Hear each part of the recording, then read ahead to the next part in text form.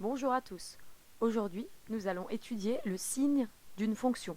Alors tout d'abord, il faut bien avoir en tête que signe d'une fonction, signe, ça signifie positif ou négatif. Le signe d'une fonction, déterminer le signe d'une fonction f définie sur une partie qu'on va noter D indice f de l'ensemble R, c'est déterminer le signe de f de x pour n'importe quel nombre réel x de l'ensemble D de f. On détermine en fait tout d'abord les nombres réels x pour lesquels f de x s'annule, c'est-à-dire f de x est égal à 0, puis on détermine les nombres réels x pour lesquels f de x est strictement positif ou strictement négatif. Puis, on résume les résultats dans un tableau qu'on appelle le tableau de signes de la fonction f. Tout de suite, nous allons faire un exemple graphique. On donne ci-dessous la courbe représentative d'une fonction f définie sur un intervalle d de f. Première question, quel est cet ensemble d de f? Alors ici, on vous a donné une indication, il s'agit d'un intervalle.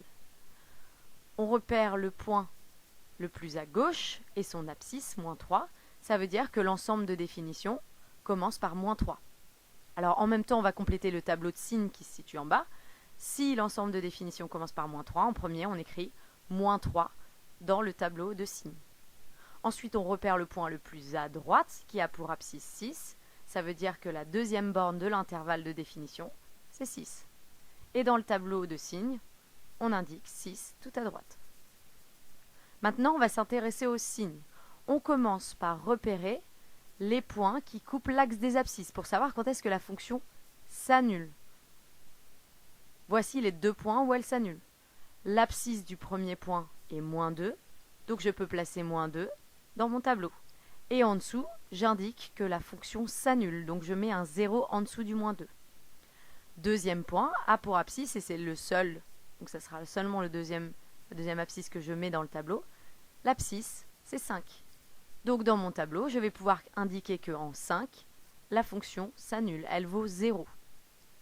Maintenant, il me reste à déterminer les signes. Dans un premier temps, on se situe au-dessus de l'axe des abscisses. Donc ici, on a des images qui sont positives. On indique un plus dans le tableau de signes. Dans un deuxième temps, on a une fonction qui est négative, c'est-à-dire en dessous de l'axe des abscisses. Vous pouvez vous imaginer que l'axe des abscisses représente le niveau, par exemple, de la mer, et que on passe en dessous du niveau de la mer, donc on est bien en négatif. Donc dans le tableau, entre moins 2 et 5, je vais indiquer un moins. Et dernière étape, entre 5 et 6, j'ai une fonction avec cette partie de la courbe en bleu qui est au-dessus de l'axe des abscisses. Et donc j'indique dans mon tableau un plus. Voilà comment on construit un tableau de signes d'une fonction dont on a une courbe représentative.